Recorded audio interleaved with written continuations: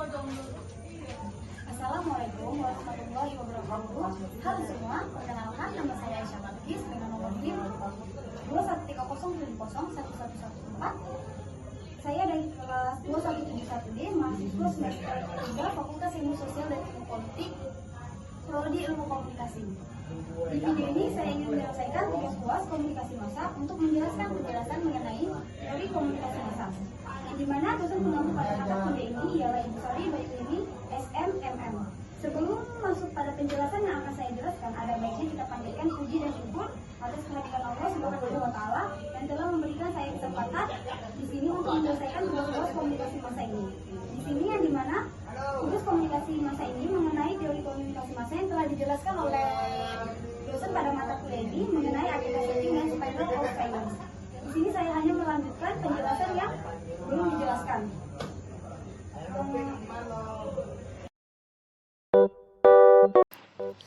Baiklah, jadi teori komunikasi itu terbagi menjadi 6. 1. Teori agenda setting. 2. Teori spiral of silence. 3. Teori penggunaan dan gratifikasi. 4. Teori kultivasi. 5. Teori kajian budaya. Dan yang keenam, teori ekologi media. Baiklah, yang ke-1 itu ada teori penggunaan dan gratification. Teori ini adalah salah satu teori komunikasi massa yang dimana titik berat pada penelitian dilakukan pada halayak sebagai penentu pemilihan, pesan dan media. Uses and gratification merupakan salah satu teori yang banyak digunakan dalam penelitian tentang penggunaan media. Teori ini juga memberikan perhatian pada apa yang dilakukan halayak kepada media, yang awalnya dikembangkan oleh Katz and Gurev yang memiliki banyak perkembangan khususnya pada konsep gratifikasinya. Di dalam teori uses and gratification ini, halayak dilihat sebagai individu yang aktif dan memiliki tujuan. Mereka bertanggung jawab dalam pemilihan media yang akan mereka gunakan untuk memenuhi kebutuhan mereka. Lalu, menurut teori ini juga, individu sadar akan kebutuhan mereka dan bagaimana untuk memenuhi kebutuhannya tersebut. Lalu, teori ini juga memiliki asumsi dasar, yaitu menurut Richard West dan Lynn H. Turner dalam buku Introducing Communication Theory, Analysis and Application tahun 2008. Teori penggunaan dan gratifikasi ini punya 5 asumsi penting, yaitu asumsi ke-1, halayak aktif dan penggunaan medianya. Pada tujuan asumsi ini mengatakan bahwa halayak bisa membawa tingkat aktivitas yang berbeda dalam penggunaan medianya. Begitu pula dengan usaha untuk menyelesaikan tujuannya melalui media. Lalu, asumsi yang kedua adalah inisiatif dalam menghubungkan kepuasan, kebutuhan pada pilihan media tertentu terdapat pada anggota halayak. Asumsi yang ketiga, media berkompetisi dengan sumber lainnya untuk kepuasan kebutuhan. Asumsi dasar pada teori ini yang menjelaskan bahwa media dan halayaknya tidak berada dalam kevakuman ataupun kekosongan. Media dan halayak merupakan bagian dari masyarakat luas dan hubungan antara keduanya sama-sama dipengaruhi oleh masyarakat. Lalu, asumsi yang keempat adalah orang cukup mempunyai kesadaran diri akan penggunaan media mereka, minat, lalu motif sehingga dapat memberikan gambaran yang akurat mengenai kegunaan tersebut kepada para penelitian ini, sehingga menjelaskan bahwa halayak punya kesadaran dalam menggunakan media. Begitu pula dengan minat dan motifnya, sehingga hal ini bisa memberikan gambaran kepada peneliti mengenai penggunaan media oleh halayak. Selain itu, dengan kesadaran ini pula, peneliti bisa menjelaskan apa yang dilakukan halayak dan alasannya. Jadi, bisa kita pastikan bahwa teori penggunaan dan gratifikasi ini menjelaskan mengenai kapan dan bagaimana audiensi sebagai konsumen media menjadi lebih aktif atau kurang aktif dalam menggunakan media dan akibat atau konsekuensi atas penggunaan media itu. Lalu yang selanjutnya ada teori kultivasi. Teori kultivasi ini adalah teori sosial yang meneliti efek jangka panjang dari televisi kepada halayak. Teori ini merupakan salah satu teori komunikasi massa. Teori kultivasi ini menjadikan televisi sebagai media atau alat utama di mana para penonton televisi belajar tentang masyarakat dan kultur di lingkungannya. Dengan kata lain, persepsi apa yang terbangun di benak masyarakat tentang masyarakat dan budaya sangat ditentukan oleh televisi. Ini artinya melalui kontak dengan televisi mereka belajar tentang dunia, orang-orang, nilai-nilai sosial, lalu adat dan tradisinya melalui televisi. Lalu, teori kultivasi ini dalam bentuk yang paling dasar menunjukkan paparan bahwa sesungguhnya televisi itu dari waktu ke waktu secara halus memupuk persepsi halayak tentang kehidupan realitas. Teori ini dapat memiliki dampak pada halayak yang menonton televisi, dan dampak itulah akan berdampak pula pada seluruh budaya kita. Teori kultivasi ini memprihatinkan perhatian pada tayangan-tayangan televisi pada perilaku penonton televisi dalam jangka waktu yang panjang. Teori ini diselesaikan bahwa manusia yang selalu menonton tayangan tertentu dengan memiliki waktu yang lama, maka akan memiliki pemahaman bahwa dunia di sekelilingnya seperti apa yang ditayangkannya di televisi.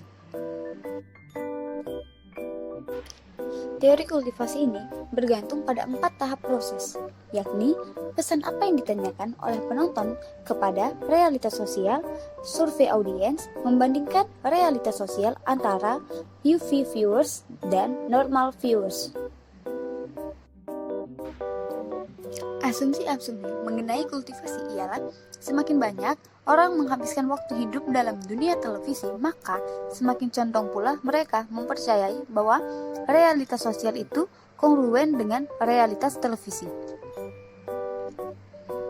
Paradigma pada teori kultivasi ini ialah kultivasi ini memprihatinkan perhatian pada tayangan-tayangan televisi pada sikap penonton televisi dalam jangka waktu yang panjang.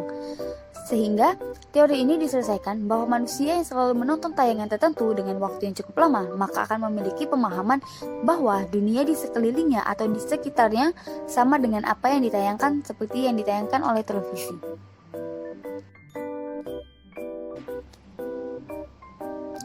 Lalu selanjutnya kita akan membahas teori kajian budaya atau cultural studies yang merupakan model pada kajian budaya termasuk sosial yang berbeda dengan kajian budaya modern atau konvensional. Cultural studies ini atau kajian budaya tidak dapat diteliti dan dipahami hanya pada epistemologi modern saja, karena asumsi dasar pada kajian ini sangat dipengaruhi oleh pemikiran postmodern. Karakter pada kajian budaya modern bersifat objektif, universal, monokultural, dan beridentitas tunggal, sedangkan cultural studies memandang budaya bersifat plural, multikultural, kompleks, identitas terkonstruksi, dinamis, berbeda, interaktif, dan saling berpengaruh secara intens. Karena perbedaan pandangan dunia dan permainan bahasa atau yang disebut dengan language game. Lalu, kajian budaya menolak klaim para empiris bahwa pengetahuan hanyalah masalah mengumpulkan fakta yang digunakan untuk mendedukasi atau menguji teori. Teori dipandang terlalu implisit dalam penelitian empiris melalui pemilihan topik, fokus riset, dan konsep-konsep yang dipakai untuk mendiskusikan dan menafsirkannya. Kajian budaya ingin memainkan peran demistifikasi untuk menunjukkan karakter konstruksi teks kebudayaan dan berbagai mitos dan ideologi yang tertanam di dalamnya, agar dapat melahirkan posisi-posisi subjek yang mampu melawan subordinasi. Lalu, dari karakter inilah diketahui bahwa cultural studies ini merupakan bidang keilmuan yang multi dan lintas disiplin ilmu, memiliki ruang lingkup yang membentang dari budaya dalam kaitannya dengan kekuasaan dan politik, bahasa, komunikasi, gender, diskursus, atau wacana.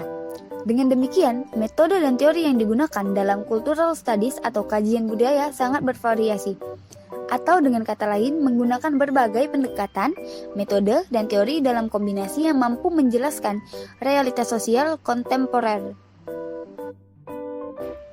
Lalu selanjutnya kita akan membahas teori ekologi media. Ekologi media atau suatu efek media adalah efek yang dapat diukur sebagai hasil atas pengaruh media atau pesan media. Efek media ini tentunya dapat bersifat positif ataupun negatif, langsung ataupun bertahap, maupun baik dalam jangka panjang maupun jangka pendek. Peran media massa ini dalam menciptakan budaya di masyarakat kini tidak dapat dipungkiri lagi. Dengan adanya kemajuan media komunikasi saat ini, sangat memberikan pengaruh terhadap masyarakat baik pada pemikiran maupun pola hidup. Media massa ini mempunyai fungsi sebagai saluran informasi, saluran pendidikan, dan hiburan. Peran media massa dalam menciptakan budaya di masyarakat kini tidak dapat dihindari lagi. Dengan adanya kemajuan media saat ini yang dimana teknologi sudah semakin maju, ini sangat memberikan pengaruh bagi masyarakat. Sebab, fungsi dalam media ini juga sebagai tempat penyaluran informasi, pendidikan, dan hiburan. Namun, kenyataannya media massa juga memberikan efek lain di luar dari fungsinya.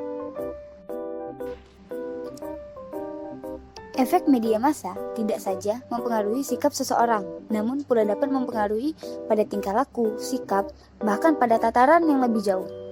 Efek media massa dapat mempengaruhi sistem-sistem sosial maupun sistem budaya dalam masyarakat. Proses pengaruh media sangat kompleks. Dalam analisis akhir, hasil komunikasi massa dapat berupa produksi interaksi beragam susunan masyarakat dan kebutuhan, hasrat, dan ketergantungan individu. Salah satu penelitian penting pada pengaruh budaya dari media adalah teori kritis, yang menyatakan bahwa media merupakan kekuatan yang besar untuk minat-minat yang dominan dalam suatu masyarakat.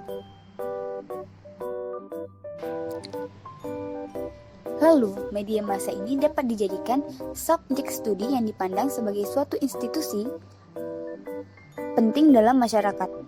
Asumsi itu ditopang oleh beberapa alasan, yaitu 1. Media dapat menciptakan lapangan kerja, barang, dan jasa.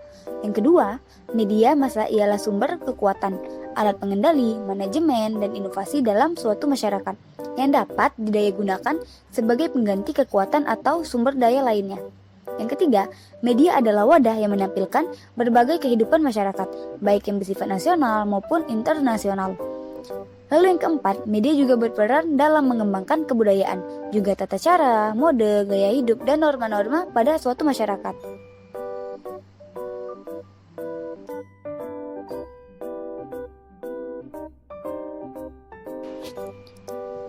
Selanjutnya, dalam efek media, itu ada 3 paradigma yang digunakan media untuk mengetahui apa sih efek pada media itu.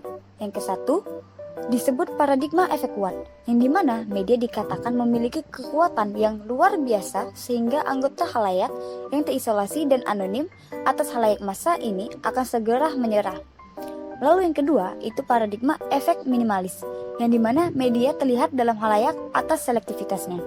Dan yang ketiga, paradigma ketiga, yaitu efek kumulatif, yang dimana masyarakat terlalu berpotensi terhadap media dalam paparan pada yang terbatas. Baiklah, hanya itu video penjelasan yang bisa saya jelaskan. Apabila ada kesalahan dalam penyampaian atau penjelasan, saya mohon maaf. Wabillahi taufiq wal hidayah. Wassalamualaikum warahmatullahi wabarakatuh.